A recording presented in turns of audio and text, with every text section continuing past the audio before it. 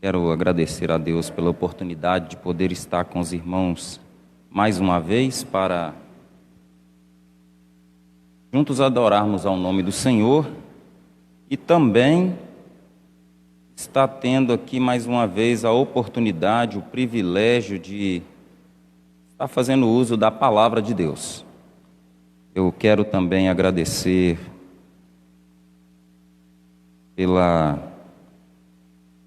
oportunidade que o pastor Augusto nos concedeu de poder finalizar aqui o estudo bíblico que começamos há 2 semanas. E eu acredito que Deus, porque é a sua palavra, vai continuar falando conosco.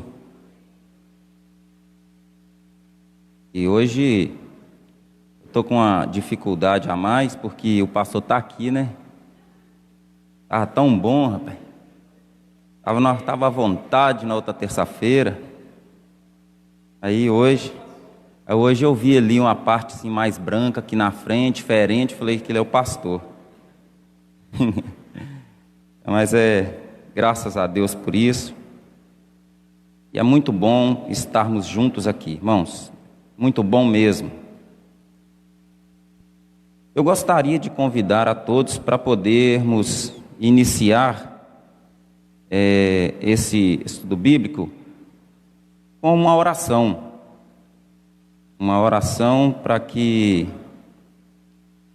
o Senhor continue falando conosco de forma direta e muito forte aos nossos corações, para que possamos hoje aprender um pouco mais, porque nós nos reunimos aqui para prestar o nosso culto, a nossa adoração ao Senhor e também aprender um pouco mais a ser um melhor cristão, a ser uma melhor pessoa, para continuarmos a nossa trajetória de fé. Eu gostaria de convidar os irmãos, não precisa levantar, mas vamos orar ao Senhor e pedir a Ele que mais uma vez fale conosco através da sua bendita, santa e inerrante palavra. Senhor nosso Deus, Pai bendito, Pai querido, eu te agradeço, ó Pai, porque o Senhor tem sido bom, misericordioso. A tua presença ela é real neste lugar. O Senhor, ó Pai, está aqui. E o Senhor tem, ó Pai, prazer em falar com o teu povo, em abençoar o teu povo, em orientar o teu povo. Eu te peço que nesta noite me use como um canal, ó Pai, para ser boca do Senhor nesta noite, para nossas vidas, para que saiamos daqui edificados pela Tua palavra, que eu diminua e que o Senhor continue crescendo e aparecendo, em nome de Jesus Cristo. Amém. Amém. Irmãos, eu gostaria de, antes de começar, só fazer uma perguntinha rápida aqui. Quem é que não estava aqui o dia que eu comecei esse estudo? Quem não estava aqui, por gentileza? Ué, cadê o povo que estava aqui? Nossa, é muita gente que não estava aqui, ué. Acho que trocou. O povo que veio daquela vez não veio hoje, e o povo que não veio, veio hoje. Foi assim, né? Eu gostaria de tentar rapidamente, então, irmãos, passar aqui meio que talvez de relance, para que possamos talvez pegar aí um norte para onde nós estamos indo na mensagem do Senhor. O texto que nós lemos para iniciar esse estudo foi Isaías capítulo 54, versículo 17, a parte do versículo que diz: toda ferramenta preparada contra ti não prosperará. Toda ferramenta preparada contra ti não prosperará. E eu nomeei aqui essa mensagem com um tema, com um título, que é aquilo que não te matou, por certo, te deixou mais forte. E nós falamos sobre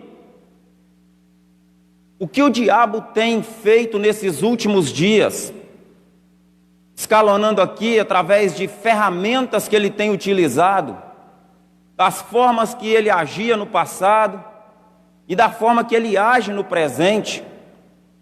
Nós temos hoje desafios diversos, porque a ação do diabo, ela também é difusa, ela tem várias facetas, ela trabalha de várias formas, e é por isso que nós precisamos estar sempre reunidos para ouvir a palavra do Senhor, para aprendermos a nos defender, aprendermos a nos portar, quando estamos diante desse tipo de armadilha ou desse tipo de ferramenta que o diabo tem utilizado para atacar o povo de Deus. Eu comecei falando que o diabo ele tem utilizado atualmente uma arma diversa da que ele fazia no passado, talvez de forma contundente, porque antigamente o diabo tentava se manifestar na igreja através aí dos seus ditos cavalos do diabo, aquelas pessoas que eram como que um local onde o diabo poderia chegar e fazer morada, e ele se apresentava através dessas pessoas, mas ele viu que todas as vezes que isso acontecia, Deus tinha alguém para levantar para que ele fosse expulso, queimado, banido do ambiente, e a partir daí ele viu que essa estratégia não estava mais funcionando. O diabo tentava de várias formas atacar a igreja, e algumas das suas estratégias ele entendeu que não funcionava mais. Então ele passou a utilizar novas ferramentas para poder atingir a igreja do Senhor Jesus. E uma dessas ferramentas, onde eu nomeei em primeiro lugar, isso não quer dizer que ela é a primeira ou que são só essas, mas uma delas que eu nomeei é a ferramenta da vergonha que o diabo tem tentado, ou que tem utilizado nesses últimos dias contra a sua igreja. E eu falei o que é vergonha. Vergonha é ultrajar, desonrar, humilhar, colocar em opróbrio, ou seja, em má fama. E quantas pessoas o diabo tem conseguido colocar em má fama nos dias de hoje, envergonhando essas pessoas, pessoas que servem a Deus, mas que por um momento ou outro vacilaram e foram acometidos dessa seta maligna do diabo. Mas eu também falei que todos que estão a serviço do rei, o rei não deixará ser, ou não deixará estar envergonhado. Sabe por quê? Porque quem está a serviço do rei, ele está debaixo de uma autoridade, e todas as vezes que o inimigo tentar envergonhar, o rei vai tomar as nossas dores, o rei vai estender a mão para dizer: ei, quem trabalha para mim está protegido por mim também. Eu falei sobre uma segunda ferramenta que o diabo tem tentado utilizar e até, de alguma maneira, conseguido em algumas vidas, a ferramenta da inveja. E a inveja, o que é que ela é? Ela é um desejo irrefreável de possuir ou gozar do que traz felicidade ou prosperidade do outro. Quando uma pessoa está tomada dessa ferramenta, desse espírito de inveja que o diabo consegue colocar no seu coração, a inveja, irmãos, ela pode até matar a pessoa, porque por causa da inveja, a pessoa, por um desejo irrefreável de ter o que o outro tem, de viver a vida que o outro vive, de gozar da felicidade que o outro tem, ele é capaz de qualquer coisa. Mas quem tem aliança com Deus, a inveja não vai matar. A inveja não vai tomar aquilo que Deus deu. Sabe por quê? Porque quem tem aliança com Deus, Deus zela pela vida dele. Deus zela por aquilo que ele tem. Deus sabe por quê? Porque a pessoa é feliz, porque Deus sabe que a felicidade dela está em Deus. E se a sua alegria, a sua felicidade, o que você tem, está para Deus, em Deus e por Deus, para ser utilizada para a glória de Deus, irmão, não tem inveja que consiga tocar naquilo que Deus te deu. Eu também falei sobre uma terceira ferramenta que o diabo utiliza, que é a ferramenta da intimidação. O que é intimidação? Intimidar é provocar apreensão, receio, temor e até timidez nas pessoas. Eu citei um exemplo de Jesus, quando Jesus estava cumprindo o seu ministério, pregando, evangelizando, ganhando pessoas para o seu reino, agregando. E alguns chegaram para ele, até eram sacerdotes também, algumas pessoas ali do clero religioso da sua época, chegaram para ele e disse: Jesus, é o seguinte, nós estamos vendo que você está trabalhando aí, que você está fazendo um bom serviço, é verdade, porém, nós estamos aqui porque somos seus amigos. Herodes falou que vai te matar se você não parar. Então, se quer um conselho, abandona esse negócio aí, deixa isso para lá, entregue isso para outro e vai embora daqui. Eles quiseram intimidar Jesus porque disseram: ei, Herodes está aí, Herodes está vindo aí. Se Herodes vier, você já sabe o que vai acontecer. E eu até disse, né, irmão, que tem gente que é tão frouxo, que se ouvir falar fulano está vindo aí, ele passa mal, ele tonteia, ele fica todo trêmulo. E o diabo, usando a ferramenta, falava: eu sei como paralisar ele e ela, é só intimidar. Mas Jesus não, irmão, Jesus ele nos ensinou, sabe o que faz com intimidação? Ele disse: é verdade que Herodes mandou dizer isso? Então diga para aquela raposa, eu prego hoje, ganho alma, curo enfermo, expulso demônio, e ao terceiro dia eu consumo a minha obra, viu? Ou seja, estava dizendo, fala para aquele bobão lá, que aqui não tem ninguém com medinho dele não. Ele é o político forte, ele é o homem de Roma por aqui, mas é o seguinte, fala para ele, que quem confiou esta obra a mim, apostou tudo em mim, eu não vou deixar nada para trás. Não tem intimidação aqui não, irmãos. E eu falei também sobre uma quarta ferramenta que o diabo usa, que é o engano. O que é o engano? O engano é um artifício para levar alguém ao erro e ao desacerto. Eu falei sobre o livro de Esther, quando Amã, ele chegou diante do rei Assuero e disse para ele: ó rei, tem um povo aí, e eles não seguem as suas leis, eles não honram os seus editos, eles não são a favor do Senhor, e se eu fosse Senhor, eu fazia um edito para matar cada um deles. Sabe por quê? Tudo porque todas as vezes que Amã passava diante da porta do palácio, todo mundo se dobrava, todo mundo se abaixava, todo mundo queria bajulá-lo, mas Mardoqueu estava lá, de pé na sua posição, e ele disse: ei, eu não me dobro diante de homens, eu não bajulo senhores, porque o meu Deus, ele quer ser honrado, não ser bajulado. E eu disse que todo bajulador, irmãos, ele é um traidor, porque quem bajula não tem um sentimento é praticamente verdadeiro. Quem bajula, ele tem segundas intenções. E aí ele disse para o rei Assuero: então vão matar todo mundo. O rei disse: então vamos fazer isso. Ele engana o rei, porém, a Bíblia diz que naquela mesma noite ele não dormiu. Ele descobriu no livro das crônicas que aquele judeu Mardoqueu, ele havia salvado a vida dele de uma conspiração de 2 eunucos que queriam matá-lo. E ele pergunta: ei, o que é que foi dado a esse Mardoqueu que me ajudou, que salvou a minha vida? E eles disseram: nada, não foi lhe dado nada. Quando ele acaba de falar, quem está chegando, ó, Amã está chegando aí, então manda ele entrar. E ele diz: Amã, deixa eu te fazer uma pergunta. O que se deve dar ao homem cuja honra o rei se agrada?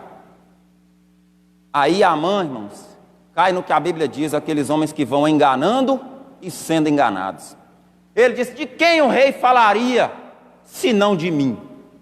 Que sou o homem aqui do negócio, que sou o bambambam aqui, o dono da cocada preta. Quem mais seria esse homem? E ele vai fazer o seguinte, ele vai falar as coisas melhores do reinado. Ó rei, a este homem o senhor deve pegar a sua coroa real, colocar na cabeça dele.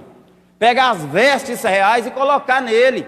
Pegar o cavalo que o senhor monta e para colocá-lo em cima do cavalo, e pegar os maiorais do seu reino, e pegar o cavalo e sair puxando na cidade e gritando em alto e bom som: assim fará o rei ao homem cuja honra o rei se agrada.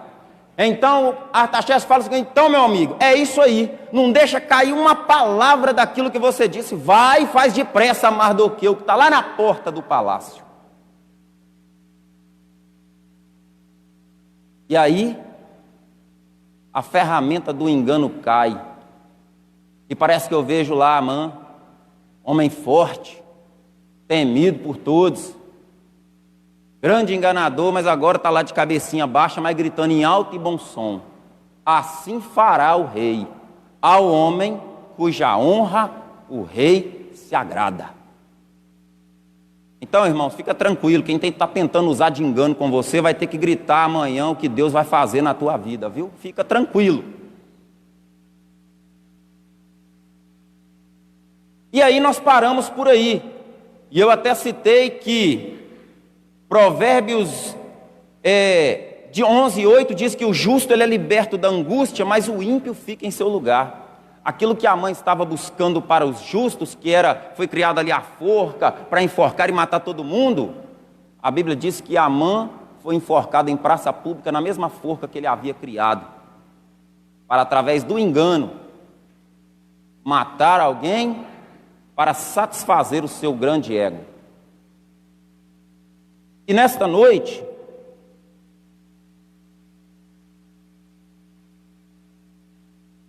eu estou achando um negócio estranho aqui, irmão, sabe por quê? Porque eu acho que alguém tem muito copo de água hoje aqui, ué. Eu acho que eles levaram a sério aquele negócio que eu falei, que eu bebo água igual camelo no deserto quando eu estou pregando, porque eu estou assustado aqui, eu tenho uns 10 copos de água aqui, pastor. Oh, Jesus, é bom demais. Como é que é? Ah, então tá bom, aí agora eu me senti melhor, porque eu já estava sentindo discriminado, aí. 10 copos de água. Então, irmãos, nesta noite, nós queremos dar continuidade aqui. É uma pena que o tempo não daria para repetir, também, nós não queremos também enfadar ninguém. É uma pena que não podemos estar todos juntos para ouvir desde o princípio. Nesta noite eu quero falar sobre os 2 últimos pontos que eu separei nesta mensagem para tratar sobre as ferramentas que o diabo utiliza para atacar a igreja do Senhor nos dias atuais. E a 5ª ferramenta que o diabo tem utilizado para poder parar, fazer cessar aquilo que Deus tem para a vida de alguém, é a ameaça. A ameaça, ela é um fato, uma ação, um gesto ou uma palavra que traz temor, que atemoriza. No livro de 1 Reis, a partir lá do capítulo 17, nós vamos ver que Elias, ele aparece, ele vai, na sua intrepidez, profetizar que em 3 anos e meio não haveria chuva, e nem orvalho haveria. E aqui eu quero abrir um parêntese interessante, porque a gente sempre fala sobre a chuva, não caiu chuva, e realmente não caiu chuva. Só que a palavra do profeta foi que não cairia chuva, e não cairia orvalho. E um dia eu fui estudar por que é que ele disse que não ia cair chuva e por que ele disse também que não cairia orvalho. Lá no Monte Hermon, é um dos picos mais altos, e o seu cume, ele é tão alto que ele congela a parte do cume desse monte.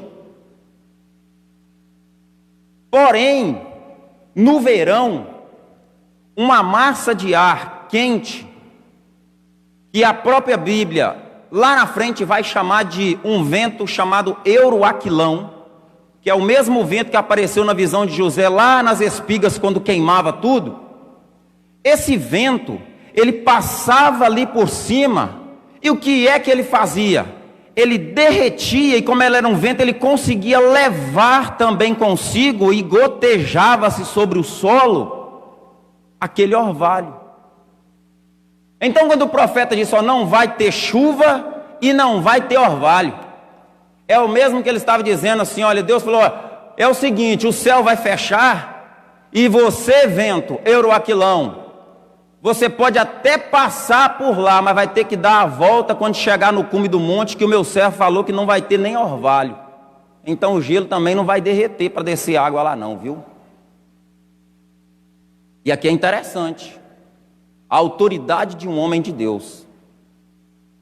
E o profeta então, ele na sua intrepidez continua, e chega um momento que ele vai convidar os profetas de Baal e de Azera para um desafio considerado, ou chamado, nomeado como desafio do fogo, onde ele vai pegar, reconstruir o altar, vai colocar ali, fazer o rego, colocar água, entre outras coisas, vai ali clamar, fazer com que os profetas de Baal e Azera clamassem, e ele zomba deles, porque nada acontece. Quando ele chama, ele convoca ao povo a poder se unir agora e voltar-se ao Senhor, ele clama ao Senhor e Deus responde com fogo.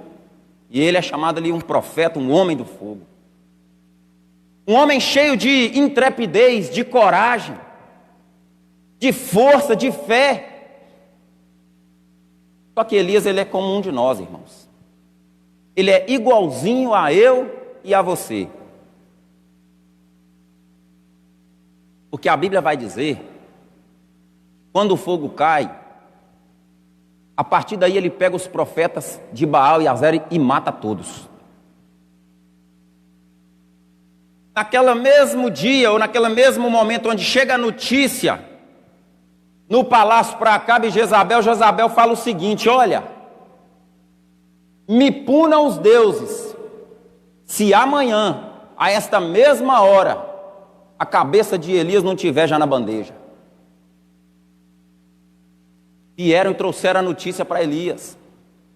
E disseram, Elias, Jezabel falou que vai te matar. Ela ameaçou a sua vida. Irmãos, a Bíblia vai dizer que um profeta que agora acabou de dizer que não ia haver chuva e não houve chuva. Que não ia ter orvalho e não houve orvalho. Que zombou dos profetas de Baal e clamou ao Senhor, e Deus respondeu a sua oração com fogo. Ele agora vê a sua alma cair em total desalento. A ameaça entrou dentro do coração de Elias, o medo entrou dentro do coração de Elias de uma tal forma que a Bíblia vai dizer que ele sai, vai para o deserto debaixo de um zimbro e pede a morte para Deus. Elias, ele entra num estado emocional tão depressivo que ele adormece. Ele fica tão fraco emocionalmente que ele não tem forças mais nem para querer viver. Ele diz, basta. Eu não sou melhor que os meus pais, é melhor que eu morra. Porque para viver desse jeito eu fiz, trabalhei, na obra do Senhor me empenhei, procurei zelar, tive zelo pelas coisas de Deus, mas a ameaça chegou, disseram que vão me matar. Então Elias pede a morte ali. A Bíblia então vai dizer que Deus, naquele mesmo momento, ele envia o anjo. Esse anjo vem, chama Elias e diz, Elias, acorda. Elias acorda. Ele então dá a ele pão e água. Porém Elias volta a dormir de novo. O anjo vem novamente e diz, Elias, desperta-te, come pão e bebe água, porque muito comprido te será o caminho. Aqui, irmãos, está um grande divisor de águas na vida da gente. Porque hoje, infelizmente, nós estamos vivendo em um tempo onde as pessoas estão tendo tanta coisa que não é pão e água, que quando os problemas vêm, quando a ameaça chega, quando o diabo investe na vida dela, ele não tem força mais para suportar. E o que ele quer? Quer desistir de tudo, quer abandonar tudo, quer pedir a morte, quer sumir. Tudo por quê? Porque as suas forças se esvaíram. Com este texto, com esta ilustração, com esta forma de trabalhar, Deus nos mostra, irmãos, que a única forma de vencermos as ameaças do inimigo é nos alimentarmos todos os dias de pão e beber água. Mas o que é alimentar de pão e beber água, pregador? Irmãos, hoje, a igreja do Senhor, ela está quase que irreconhecível de um âmbito geral. Você conversa com pessoas que têm 10, 20, 30, 40 anos de crente. E por mais que seja a exceção, ainda é preocupante. E essas pessoas não conhecem nada da Bíblia. Essas pessoas não conhecem nada, não tiveram instrução, ou não buscaram ter instrução da palavra. E quando as ameaças, os problemas vêm, as atitudes são diversas, porém, tem o mesmo fim, que é fugir, acovardar-se, esconder-se, não querer lutar, não ter forças para caminhar mais.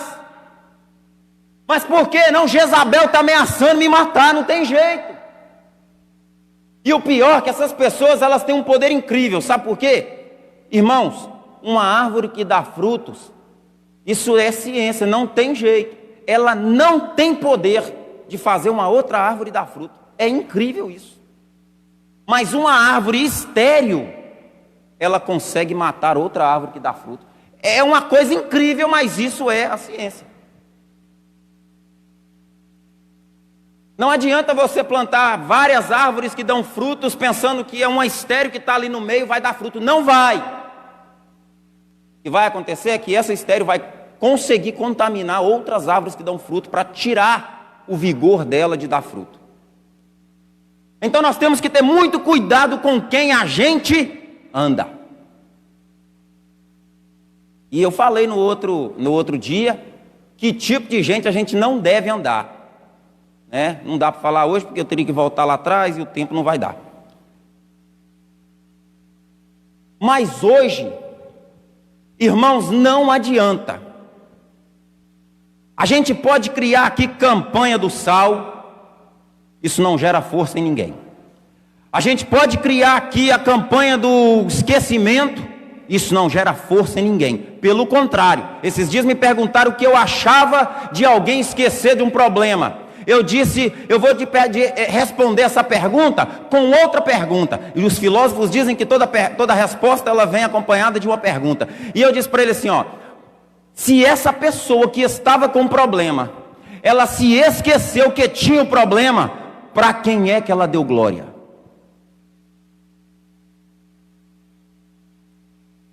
E se você não deu glória para Deus, me desculpe, senhores, a campanha é furada. Não alimenta ninguém, não mantém ninguém de pé para quando a adversidade chegar, quando Jezabel se manifestar, quando o problema vier, ele ter autoridade para dizer, está escrito.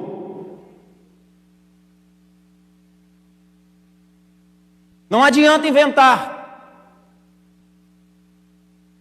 É por isso, irmãos, que é ruim a gente ficar falando das pessoas assim, parece que... Mas eu particularmente, depois que eu conheci o pastor Vanderlei, eu acabei seguindo ele, de onde ele foi eu estou indo também. Mas por que você faz isso? Quando eu estava nos Estados Unidos, o meu pastor, eu tive outros pastores, eu não estou dizendo que eles eram pessoas ruins. O meu pastor era o pastor Edson José dos Santos. Ele está lá em Taboão da Serra, eu prego lá algumas vezes. Pensa num homem de Deus e que só prega Bíblia, mas que bate pachuchu na gente. Eita, homem bom! Isso me fez ter um referencial. Aqui, depois que eu retornei, eu tenho a humildade de dizer, eu não estou dizendo isso por gentileza, eu tenho a humildade de dizer, eu estudei muito, irmãos, eu sei que eu preciso estudar muito mais, mas eu tenho 2 bacharéis em teologia, eu tenho um mestrado em ciência da religião e vários cursos na área de teologia. Eu não venho comendo farinha seca por aí, mas eu tenho a necessidade de estar debaixo de autoridade de alguém que me alimente com pão e água.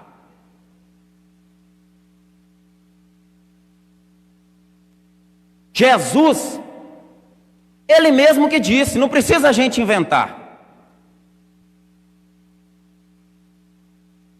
O que Elias precisava naquele momento, irmãos, não era da campanha do descarrego, do sal, da flor, da rosa, de nada disso. O que Elias precisava naquele momento é de força, força de Deus. E força de Deus a gente só tem com pão e água. E quem é o nosso pão e a nossa água? Jesus disse em João 6,35, eu sou o pão da vida. No mesmo capítulo, no versículo 51, ele vai dizer que eu sou o pão vivo que desceu do céu para alimentar vocês. No mesmo capítulo, no versículo 27, ele vai dizer, não trabalhe pela comida que se estraga, mas pela comida que permanece para a vida eterna. Sabe o que vai fazer com que cheguemos ao céu? É nos alimentarmos todos os dias de pão e de água. João no capítulo 6, versículo 41, Jesus disse, olha, eu sou o pão vivo que desceu do céu. Mas já em João 7, 37, 38, ele vai dizer, se alguém tem sede, venha a mim e beba. Porque quem crê em mim, como diz as Escrituras, rios de água viva fluirão do seu interior. Já em João, no capítulo 4, lá com a mulher samaritana, no versículo 13 e 14, ele vai dizer assim, quem beber dessa água, ele voltará a ter sede, mas quem beber da água que eu lhe der, nunca mais terá sede. Quando você vai estudar esse nunca mais terá sede no original, sabe o que quer dizer, o que significa? Nunca mais vai desejar outra água. Meu querido irmão, quem bebe da água que Jesus dá, não adianta vir com água que é falsificada, que veio lá do... Não adianta não, irmãos, quem bebeu dessa água aqui não consegue mais viver com outra não.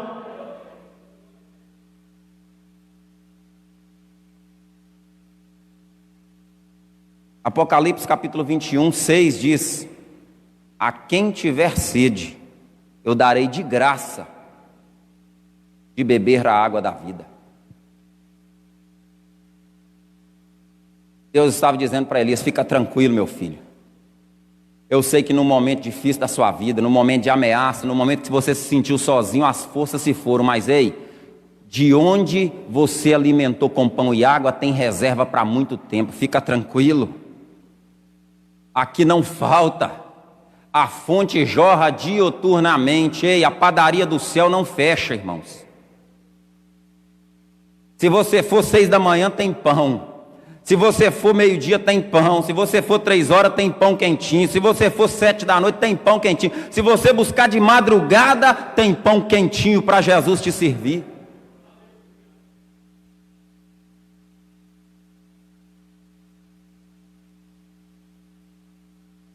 Infelizmente, o evangelho hoje se tornou um evangelho muito diferente. Hoje o negócio não é mais louvar, o negócio é fazer show. Hoje o negócio mais não é pastorear, o negócio é ser um popstar das ministrações. E Jesus está lá perguntando, você está levando o que aí, meu filho? Está faltando pão e água para o povo. Não adianta dar rosquinha queimada não, tem que ser pão fresquinho. Ei, não adianta beber água lá do Saai maltratada, não. Tem que beber água mineral lá do céu, aquela que faz bem à nossa saúde, com pH certinho, que serve para nosso bem-estar.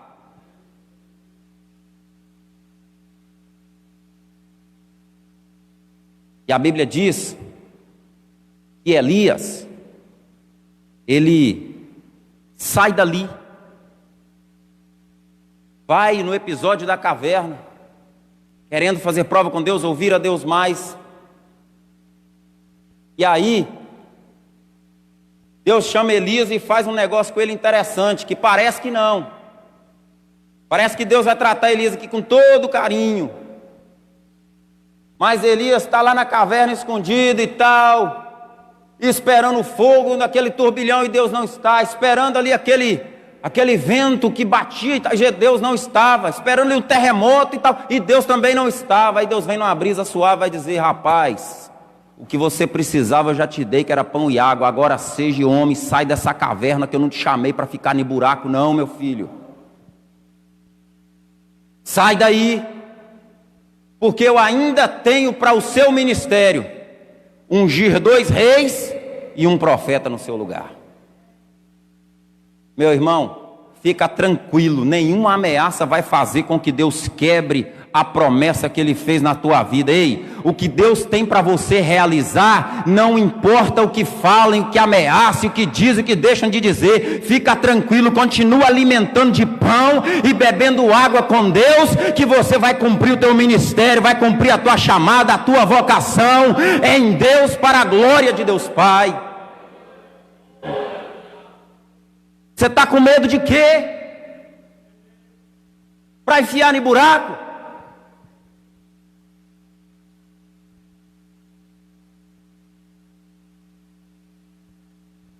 Infelizmente, a gente, às vezes, vê alguns exemplos que não deve seguir. E eu falei no outro estudo que tem de gente frouxo. E quando espera que ele vai se apresentar, e eu dei até um exemplo aqui, citei o pastor Augusto, que o negócio vai pegar fogo, o pastor Augusto, não, está todo mundo comigo, vamos lá, e o povo, estamos com o senhor, pastor. E daí a pouco o problema chega com o pastor, cadê o povo? Cadê o povo? Cadê quem estava atrás, os amigos, os colegas, cadê? Frouxo. Covarde. E Deus não tem compromisso com frouxo e covarde não, irmão. Ele tem até compromisso com fraco, que Ele fortifica, mas frouxo e covarde não.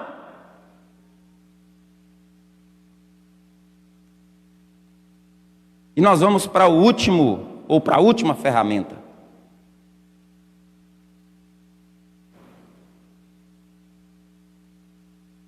Que o diabo tem utilizado. Eu quero tentar falar bem sobre sobre essa parte aqui. O diabo tem usado uma ferramenta chamada ambição. A ambição, ela é um forte desejo de poder, de riquezas, de glórias e de honras. Mas a gente não deve ter ambição? É claro que deve, irmãos. Ambição, ela é como o estresse. Você tem que ter em um nível de equilíbrio, porque senão você também não faz nada, você não sai do lugar, você não melhora em nada, você não cresce em nada. Porém, quando a ambição se torna um desejo incontrolável de poder, aí chega a destruição do homem. Eu anotei aqui, todo ser humano tem ambição. E nesse primeiro momento, há de ter mesmo um certo nível, porque senão ninguém conquista nada. Mas o que nós temos que tomar cuidado é se essa ambição chegar em um nível descontrolado, ela vai usar para chegar ao fim do seu desejo qualquer meio que ele puder utilizar. Isso inclui até matar. No livro de 2 Crônicas, lá no capítulo 20 e 21, especificamente eu quero falar sobre o 21, a Bíblia vai dizer que Jeorão, ele ascende ao poder e se torna o rei de Judá. E ele reinou por 8 anos. Começou a reinar com 32 e morreu aos 40 anos de idade. Quando Jorão começou a reinar, a Bíblia diz que ele andou nos caminhos de Acabe, de Jezabel, e instalou cultos a Baal. A situação estava caótica em Judá. O templo já não era utilizado para adorar a Deus. Aquilo que se arrecadava do templo já não era mais utilizado para a obra de Deus. As pessoas, os sacerdotes que estavam ali no templo, já não estavam ali para prestar um serviço para Deus e sim para Baal. Então a Bíblia diz que Jeorão, ele chegou num ponto tão grave da sua vida, que para manter o seu poder, ele fez alianças com esses Baalins, que Deus ele se irou tanto com Jorão, irmãos, que ele diz: eu vou matar Jorão de um jeito diferente. Ele colocou uma doença em Jorão, e ele falou assim, ele só vai morrer quando essa doença fizer com que os seus ventres saiam para fora. Tão grave a doença que ele tinha. A Bíblia diz que Jorão morreu, e ele foi sepultado, e o texto lá vai dizer, sem deixar saudade. Depois veio então Acasias, filho de Jeorão, e foi reinar no lugar dele. Porém a Bíblia diz que Acasias ele foi tão pior do que Jeorão, que Deus matou ele com 1 ano de reinado. Levantou o rei da Síria, Jeú, e destruiu Acasias. Tudo por causa de ambição, do poder, da glória, da honra. E perderam-se a visão. Acasias então morre. E aí a sua mãe, Atalia, a Bíblia vai dizer que quando ele morreu, ela chamou os sacerdotes de Baal, porque ela também era da família lá de Jezabel, e adorava a Baal, e diz para eles o seguinte: olha, vocês vão matar todos os filhos de Acasias, vai destruir toda a descendência dele, porque eu vou reinar, e aí vai ser do meu jeito. Os sacerdotes então, irmãos, eles começaram a buscar os irmãos, ou os filhos de Acasias, e eles começaram a matar um por um. Foi aí que a Bíblia diz que Atalia usurpou o trono, que ela persuadiu o povo, e ela conseguiu ludibriar o povo de tal maneira que o povo acreditou nela. Porém ela não sabia que Jeoseba, ou Jeosebate, ela havia tomado a Joás, que era sobrinho dela, um dos filhos de Acasias, com 1 ano de idade, e ela escondeu esse menino dentro de uma câmara, dentro do templo, junto com o sacerdote Joiada. Quando eles pegam esse menino e escondem ali, eles estavam em primeira mão, cumprindo 2 promessas. Primeiro, a de 2 Samuel, capítulo 7, versículo 35, quando Deus disse a Davi: olha, eu prometo que em Judá sempre haverá um rei da sua linhagem. E acima disso havia uma promessa de quê? De que o Messias viria da tribo de Judá. Então Deus precisava intervir naquele negócio. E ele pega o menino, em que todo mundo queria matar, em que estavam procurando para aniquilar, e esconde o menino dentro da casa de Deus.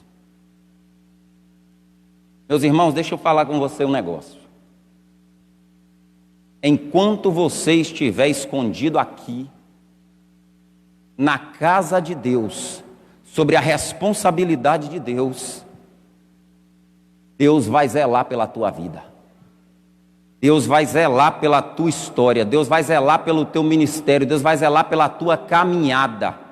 Não importa quem esteja buscando te matar por causa do poder, por causa da ganância, por causa da ambição, que é demais, fica tranquilo, você está debaixo da proteção de Deus, irmão. Você está aqui, você está guardado debaixo da sombra do Onipotente. Ei, e debaixo dessa sombra o salmista diz: a gente vai descansar no Senhor. Sabe por quê? Estão procurando a minha morte, mas Deus me escondeu debaixo das suas asas. Eu estou escondido nele, eu estou guardado nele, ninguém vai te enxergar. Ei, o sacerdote estava ali dentro da casa do Senhor também, aquela mulher estava ali dentro da casa do Senhor também, mas o espírito de morte que estava na vida dela não conseguiu alcançar aquele menino.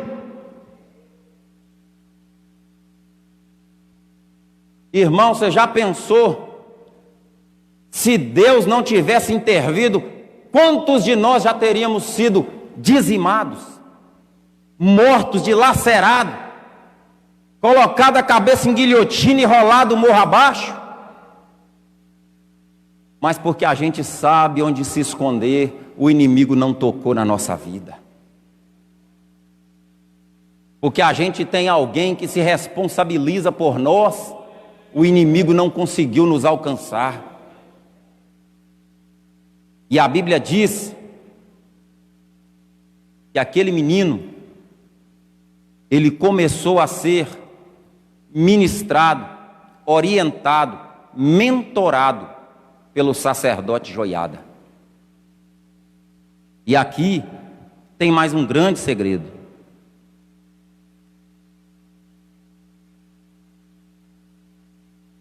Não basta estar em um local de segurança só não. Você tem que saber quem está mentoreando a sua vida. Quando o líder está com a visão de Deus, todo o povo segue uma visão de Deus. Quando o líder está com a bênção de Deus, ele tem autoridade de Deus para ministrar a bênção sobre o povo. Quando o sacerdote, ele é orientado por Deus, ele tem autoridade para orientar a vida da gente nas finanças, a vida da gente lá com a família, no casamento, a vida da gente lá com os nossos filhos. Então, até nesse quesito, você tem que saber quem é o seu mentor espiritual. E tem gente que passa tanto tempo sem ser mentoreado por um homem assim, que teve tanta dificuldade que ele olha para trás e fala: se eu tivesse tido um mentor espiritual, isso não tinha acontecido. Joiada, então, agora ele está orientando, mentorando aquele menino. E quando ele chega aos 6 anos de idade, Joiada, ele chega, chama os poucos sacerdotes que serviam ao Senhor de verdade, aproveita que Atalia não está no templo, e ele então chama a guarda e apresenta aquele menino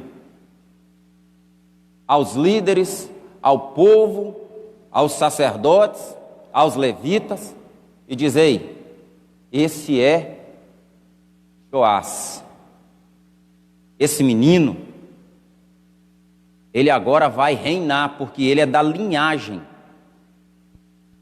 de Acasias e de Davi.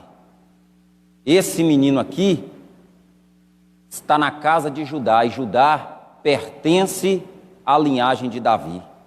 E Deus disse que ele seguramente teria um reinado firme e nunca se apagaria a lâmpada em Israel. Então, quando ele apresenta Joás, todo mundo diz: nós estamos contigo. Nós estamos contigo, porque eles passaram a ver que o que Deus tinha para fazer, o projeto de Deus, não tinha morrido. Eles viram então que Deus estava trabalhando para restaurar o templo, para restaurar o palácio, para restaurar o povo, porque o povo, eles estavam desunidos, O povo já não tinha confiança mais nos sacerdotes, porque os sacerdotes haviam tomado conta daquele templo, então os poucos que sobravam não podiam nem se manifestar, porque senão a guilhotina chegava mesmo. E eles então entram em um acordo e falam: não, a partir de hoje nós vamos então nos unir para honrarmos aquilo que Deus prometeu.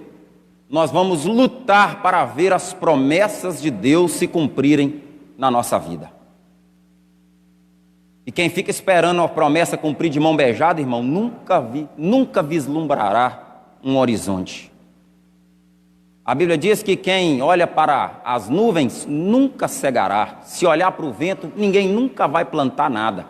Então, às vezes, a gente tem que arregaçar a manga e ir para cima mesmo para ver as coisas de Deus se desenrolarem. E a Bíblia então vai dizer que eles, quando apresentam, eles pegam a coroa que o próprio sacerdote havia mandado fazer e coloca na cabeça daquele menino, com 7 anos de idade. E eles começam a gritar: vida longa ao rei. Quando aquele barulho começa a tomar proporções, quem estava lá fora começou a ouvir. E alguém disse: mas Thalia, você está aqui, por que o povo está gritando vida longa ao rei, se você é a rainha? Ela disse: não, eu tenho que ver esse negócio. Correu para lá. Quando ela chegou, irmãos, a primeira coisa que ela gritou: traição, traição, rasgou as suas vestes. E eles disseram: não, fica tranquila, porque o decreto de Deus já foi dado ao teu respeito. A partir de hoje, a história mudou. A partir de hoje, quem dita as regras agora de novo aqui nesse ambiente é os homens e as mulheres de Deus. Não é parente de Jezabel, não é espírito de Jezabel, não é parente de Acabe. Aqui quem vai ditar as regras é sacerdote escolhido por Deus para reinar e governar na unção e na autoridade que Deus conferiu a ele. E a Bíblia diz então que eles arrancam aquela mulher para fora e matam aquela mulher. Tudo por causa de um sentimento de ambição descontrolado. E o salmista no Salmo 22, verso 28 diz: do Senhor é o reino, e é Ele quem governa as nações. E a direção delas, quem dá é Deus. Daniel capítulo 4, 32 diz que o Altíssimo tem domínio sobre todos os reinos dos homens, e Ele dá a quem Ele quer. Ninguém toma nada no peito e na raça, chega e fala: eu sou, não, irmãos. Aqui quem é Deus. Aqui quem fala, quem vai ficar, quem vai sair, quem senta, quem levanta, quem passa o paletó, quem não passa, é Deus.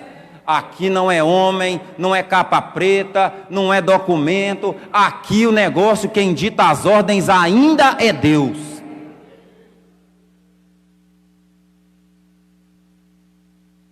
E parece coincidência, mas não é.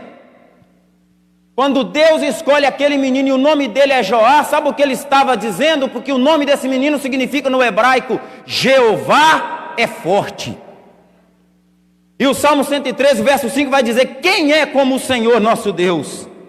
O Jeová Sabaote, o Senhor dos exércitos. Quem é como ele? Quem é?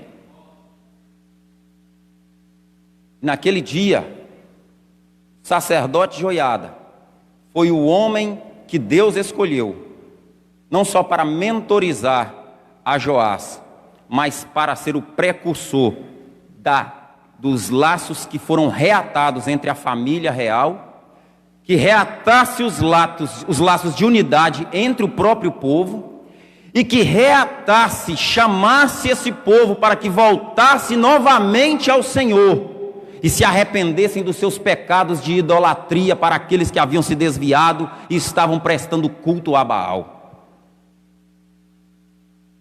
E esse aqui é o papel do sacerdote. E é por isso, irmãos, que o sacerdote, ele era uma pessoa diferente do povo. É por isso que a vida do sacerdote, ela tinha que ser uma vida diferente. E é por isso também que até as vestes dos sacerdotes, elas deveriam ser diferentes. Porque era o sacerdote que estava um elo naquele período de ligação entre o povo e Deus. É ele quem tinha que entrar, fazer o sacrifício por ele, pela sua família e pelo povo. E é interessante que eu pesquisei e anotei aqui, que o sacerdote ele tinha um papel tão importante para que as coisas de Deus fluíssem e se encaminhassem, que na sua veste tinha 2 elementos que só o sacerdote poderia utilizar, ou melhor, o sumo sacerdote poderia utilizar. Eram elementos praticamente contrários, mas que compunham uma ligação tão fenomenal. O sacerdote, além de vida, além de ter tudo diferente, na sua veste tinha 2 elementos que eram diferentes de todo mundo. Lá em Deuteronômio, no capítulo 22, no versículo 11, vai dizer que Deus autorizou somente para Moisés, o sacerdote, ou o sumo sacerdote, utilizar esses 2 elementos. Ninguém mais podia usar, que era juntos, o linho e a lã. E eu fui avaliar e pesquisar por que é que o sacerdote deveria ser tão diferente assim. Esse linho e a lã, antes de pesquisar, de estudar sobre isso, eu imaginava que vinha tudo do mesmo lugar. Só que eu fui descobrir que o linho, ele é do mundo vegetal.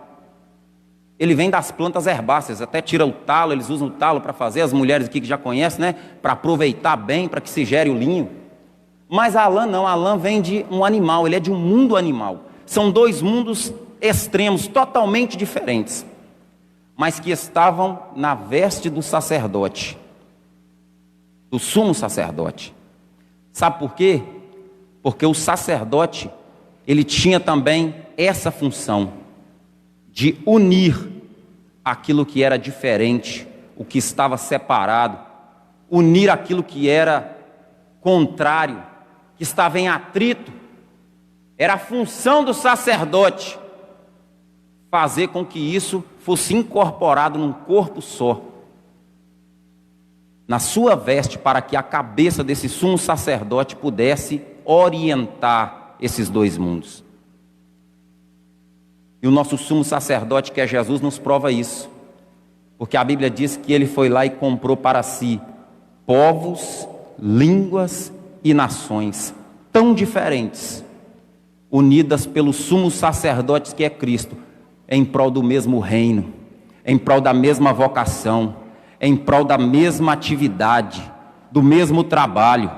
É por isso, irmãos, que nós devemos ter em mente que nós não estamos lutando nem brigando com pessoas, com seres humanos. Essas pessoas são diferentes de nós, pensam diferente de nós, mas Cristo deseja que nós estejamos unidos. Cristo deseja que caminhemos juntos, mesmo que esses pensamentos divergem. Cristo é o responsável, através do sumo sacerdote ou do sacerdote do anjo da igreja, de unir esse povo, mostrando a eles o caminho de Cristo, que é a cabeça que vai gerir, que vai tratar, que vai relacionar todos nós em um mesmo rol para prestarmos conta com Ele. Aí se vai ou não vai é problema de cada um.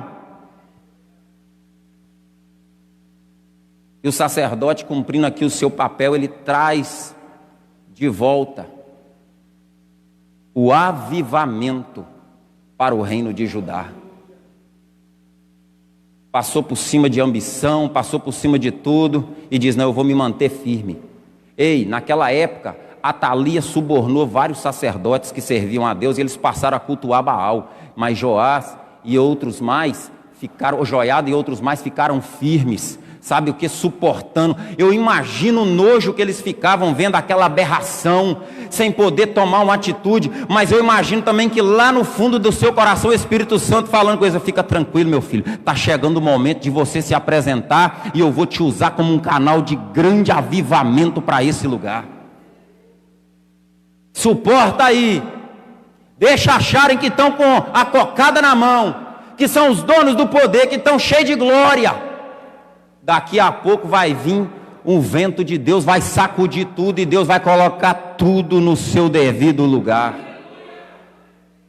Alamante orabarrada subiacandarabagai.